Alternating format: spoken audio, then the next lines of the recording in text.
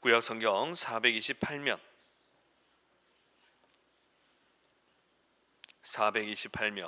사무엘상 14장 1절에서 5절까지 말씀, 이 말씀 우리 한 절씩 교독합니다.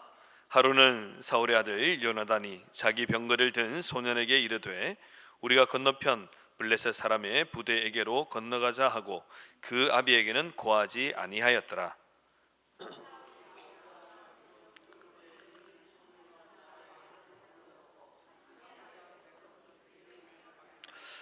아히야는 에봇을 입고 거기 있었으니 그는 이가봇 형제 아히두베의 아들이요 비느하스의 손자요 실로에서 여호와의 제사장 되었던 엘리의 증손이었더라. 백성은 요나단의 간주를 알지 못하니라.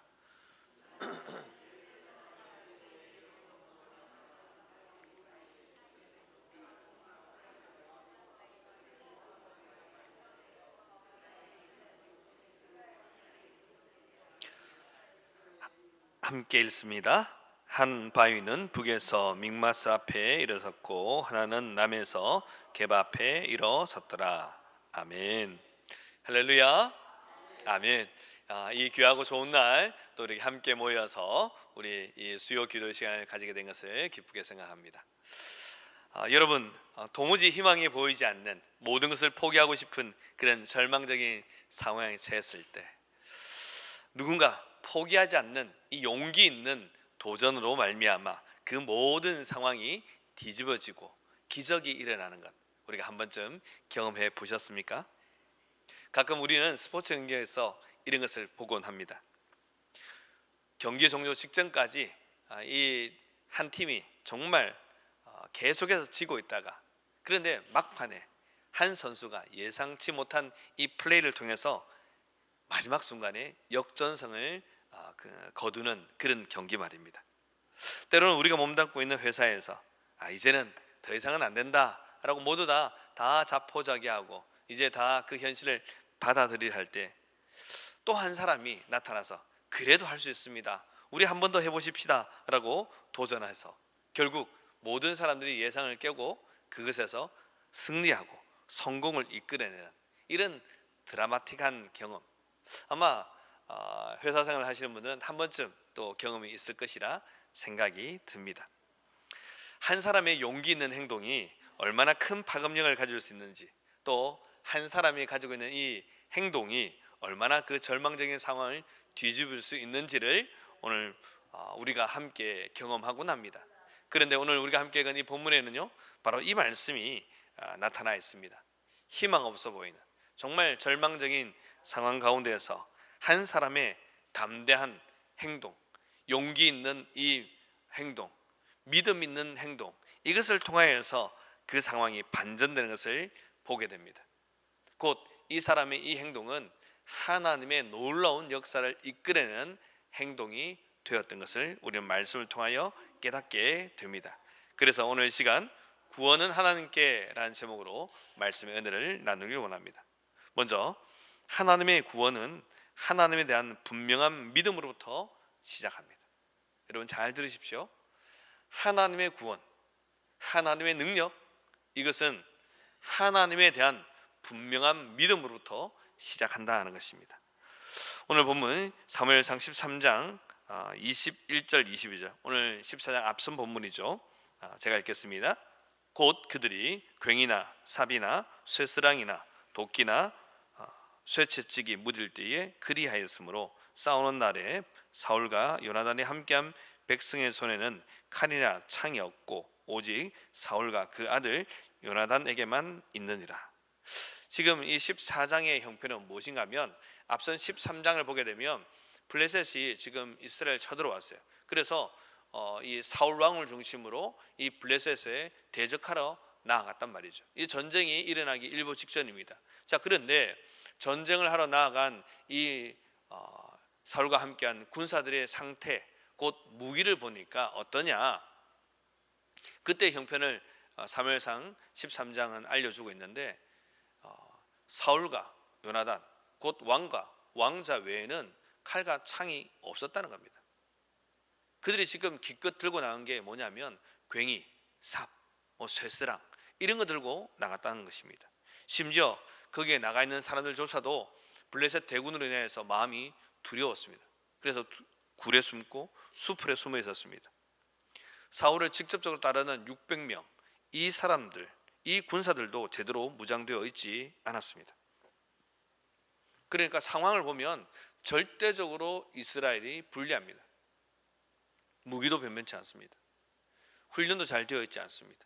왜냐하면 이제 막 이스라엘은 왕정 체제에 들어갔기 때문입니다. 우리가 계속 사사기에서 말씀을 생각했고 앞선 사무엘상 말씀 생각했지만 그들에게는 왕이 없었습니다. 순간순간 사사가 일어나서 이스라엘 구원했을 뿐입니다.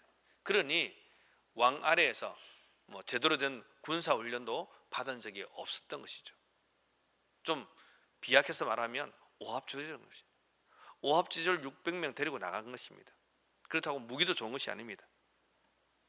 이렇게 절대적으로 불리한 상황 가운데서 사울 왕의 아들 요나단이 참 이해할 수 없는 행동을 합니다. 오늘 본문 1절 말씀 1절 같이 읽습니다. 하루는 사울의 아들 요나단이 자기 병거를 든 소년에게 이르되 우리가 그 아비에게는 고하지 아니하였더라. 아멘. 요나단이 자기의 무기를 든 소년 한 명만 데리고 이제 2명이서 블레셋 부대에 기습하기로 작전을 세웁니다. 그리고 건너가려고 합니다. 그리고 실제로 건너가죠. 그리고 아버지, 그러니까 그 당시 전쟁의 군사령관이라 할 수 있는 아버지 사울에게는 알리지도 않습니다. 인간적으로 보면 무모하기 짝이 없는 그런 행동입니다. 좀 직설적으로 말하면 그냥 죽으러 가는 것입니다. 하지만 요나단의 마음속에는 세상적인 계산이나 두려움보다 앞선 것이 있습니다. 바로 하나님에 대한 믿음이었습니다. 이것을 어떻게 할 수 있느냐 하면 6절입니다. 6절 말씀 같이 읽겠습니다. 시작. 요나단이 자기 병거 든 소년에게 이르되 우리가 이 할례 없는 자들의 부대에게로 건너가자. 여호와께서 우리를 위하여 일하실까 하노라. 여호와의 구원은 사람의 많고 적음에 달리지 아니하였느니라. 아멘. 이 고백은요, 그냥 낙관적인 승리를 기대하는 이 태도를 넘어서는 것입니다. 이 고백은 하나님의 구원은 인간적인 수단에 달려있지 않다. 심지어 사람의 많고 적음에 달려있지 않다. 그러니까 무엇입니까? 하나님의 능력이 곧 하나님께서 심판이 그들에게 임하면 우리가 이길 수 있다. 구원은 오직 하나님의 권능으로 이루어진다. 이 믿음이 있었던 것입니다. 그래서 두 사람으로 충분하다라는 이 생각을 가지고 나아가는 것입니다. 어쩌면 그들은 우리 둘로 인하여서 이제 전쟁의 승기가 우리에게 넘어올 것이다. 아마 이런 판단까지도 했던 것 같습니다. 왜냐하면 하나님이 함께 하시면 우리 전쟁은 이길 수 있다. 우리가 분명히 무기도 열세고 숫자도 열세인 것은 맞지만 하나님이 우리와 함께 하시면 이길 수 있다. 이런 믿음이 있었던 것입니다. 여러분, 우리가 살아가는 삶 속에도 요나단이 마주했던, 아니 사울과 이스라엘 전체 백성이 마주했던 이런 어려운 상황 만날 수 있습니다. 모든 것이 부족합니다. 모든 것이 열세입니다. 인간적인 눈으로 보면 도무지 답이 안 나오는 그런 형편에 처할 수가 있습니다. 가정의 어려움과 자녀 교육의 문제와 직장에서의 갈등과 또 사업상의 그런 위기, 여러 형편의 그런 어려움을 만날 수 있다는 것입니다. 그럴 때 우리는 나의 능력으로 안 된다라고 자포자기해서는 안 된다는 것이죠. 요나단은 하나님의 구원은 사람의 많고 적음에 달려있는 것이 아니다 라고 말합니다. 우리가 혹 연약하고 무능하다 할지라도 우리가 믿고 의지하는 하나님, 그 전능하신 하나님이 함께 하시면 그 모든 상황을 바꾸어 주실 수 있다라는 이 요나단의 믿음, 이 믿음이 우리에게 있어야 할 줄로 믿습니다. 두 번째로는요, 믿음은 무모해 보이지만 성령의 인도하심을 따르는 것입니다. 다시요, 믿음은 무모해 보이지만 성령의 인도하심을 따르는 것입니다. 여러분, 인간적으로 보면 요나단의 행동은 정말 무모해 보입니다. 하지만 이것은 무모한 도전은 아니었습니다. 그는 담대했습니다. 하지만 하나님의 뜻을 구하는 지혜로운 그런 생각, 순종이 있었습니다. 그래서 이 두 사람이 블레셋 진영에 건너가기 전에, 곧 기습하기 전에 특별한 징조를 제시합니다. 오늘 본문 8절과 10절 말씀, 좀 길지만 함께 읽습니다. 시작.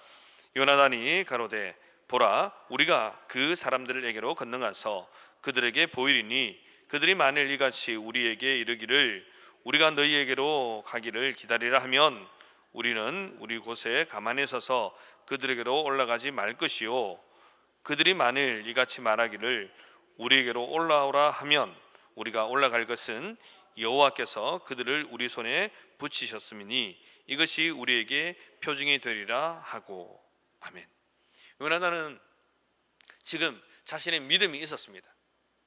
하나님이 함께 해주실 것이다. 하나님의 능력이 함께하면 사람의 많고 적음 그것 상관없다. 분명한 믿음이 있었습니다. 그렇지만 자신의 계획대로 무작정 밀어붙이지는 않습니다. 그는 블레셋 사람들의 반응을 통하여서 하나님의 사인을 기다리고 있습니다.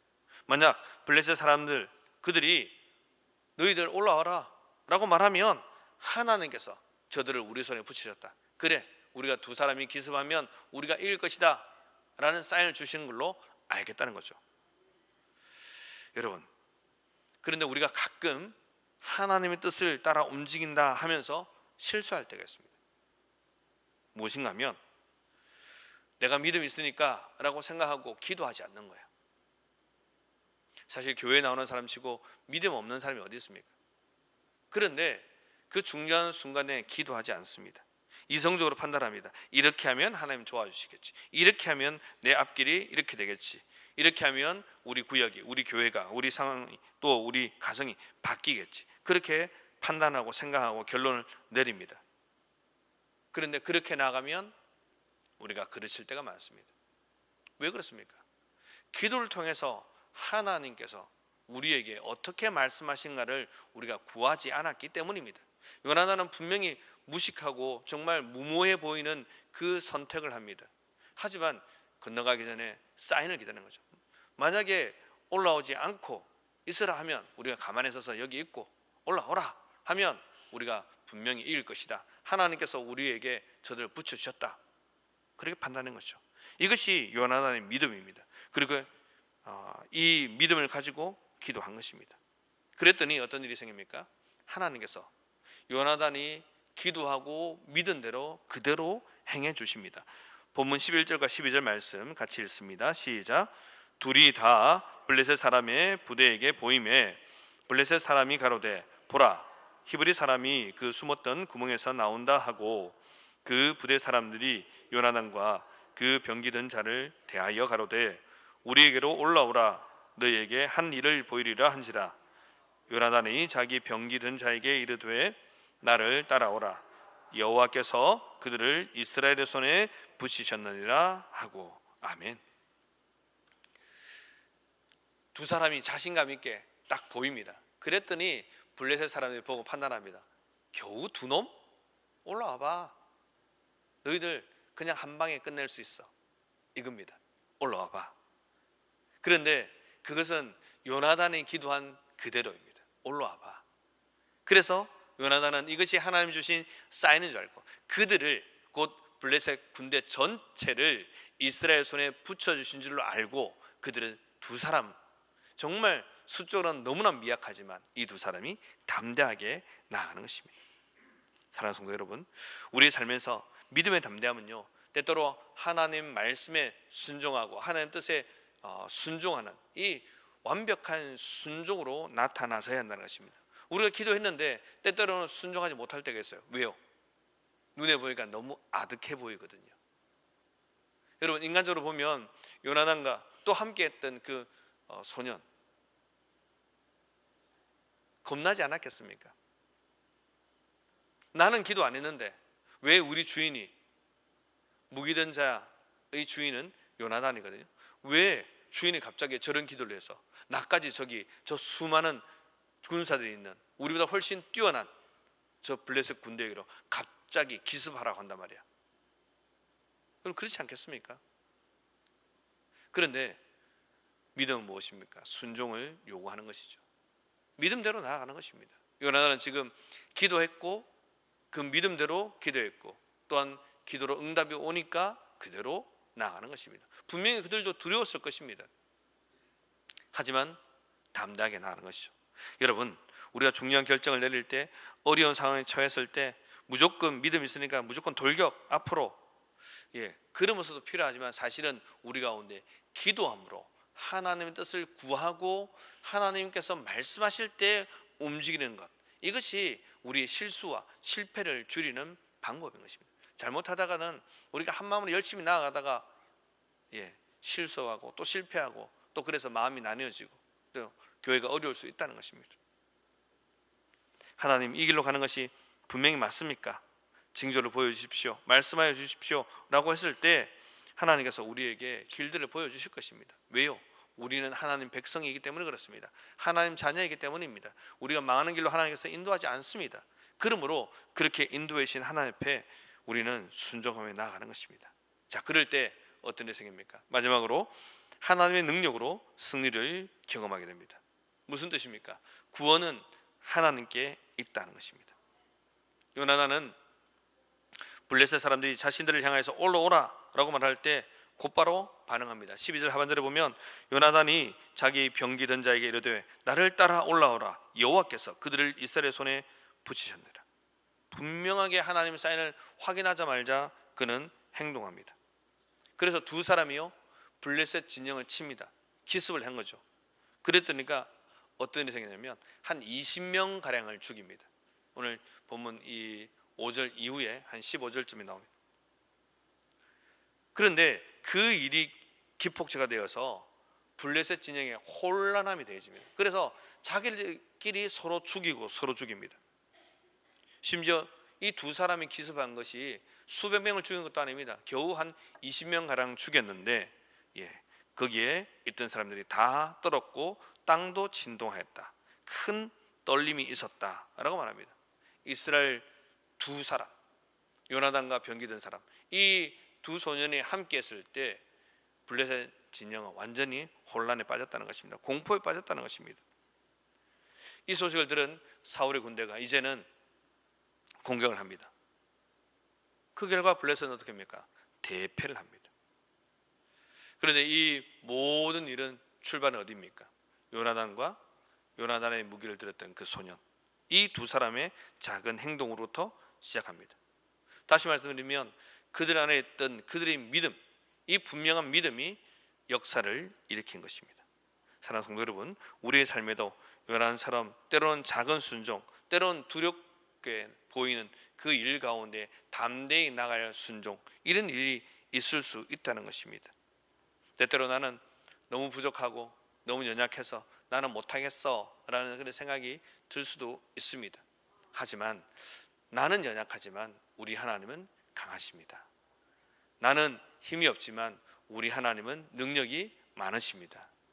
우리가 이 사실을 믿을 때에 참으로 구원이 우리 가운데 임하는 것을 보게 될 줄로 믿습니다. 우리가 이 사실을 기억하시고 날마다 우리에게 능력으로, 은혜로, 구원으로 역사하시는 그 하나님을 경험하며 살아가시는 저와 여러분 모두가 되실 주님의 이름으로 축복합니다. 아멘. 우리